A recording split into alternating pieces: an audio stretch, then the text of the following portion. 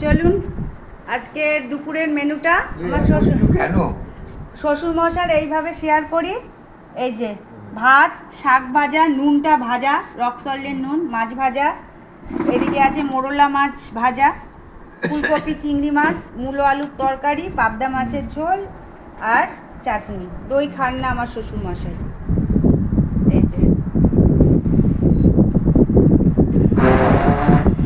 এক এক দিন তো এক একভাবে মেনুটা শেয়ার করতে হয়, সেই জন্য আজকে এইভাবে শেয়ার করছি। চলুন, এই বয়সে সুস্থ থাকার উপায়।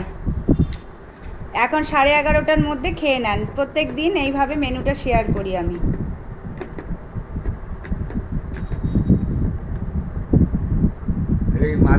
হ্যাঁ হ্যাঁ, মাছ ভাজা।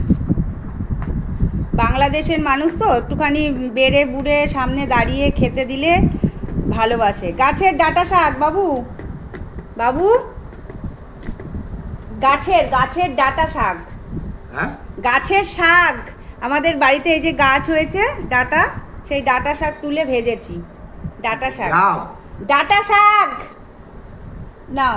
ওনার কানের মেশিন আছে, কানের মেশিন পড়বে না। সবাই বলেন তো, বলে বেশি শোনা যায়। আগেকার দিনের মানুষ কথা শোনে না, বলবে আমি এসব মেশিন ফেশিন লাগাবো না, ছুঁড়ে ফেলে দেয়। ভালো মেশিন আছে, কিছুতেই পড়বে না। কানে একটু আওয়াজ হয় না, মেশিন পড়লে অ্যাডজাস্ট করা যায়, সেই মেশিনই পড়বে না। একটা অস্বস্তি হয় কানে, তার জন্য। কেমন হয়েছে শাক? ভাতটা খুব কম পরিমাণ খান উনি। বাবু, ও বাবু,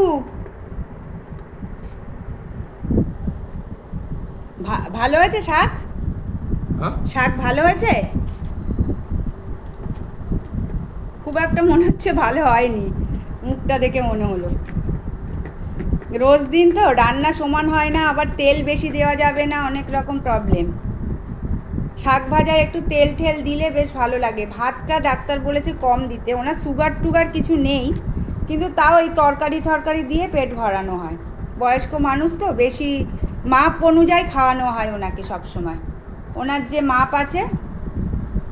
এই মোরলা মাছ ভাজা আমার ছেলেও ভালোবাসে, আমার হাজব্যান্ডও খুব ভালোবাসে। পেঁয়াজ দিয়ে তেল দিয়ে মেখে দিয়েছি, কাঁচা তেল, ধনেপাতা, এই যে দেখুন পেঁয়াজ টেয়াজ দিয়ে মাখা ভর্তা মতো। ওটা খুব মানে ভেজে করকরে করে ওটা খেতে পছন্দ করে ওরা।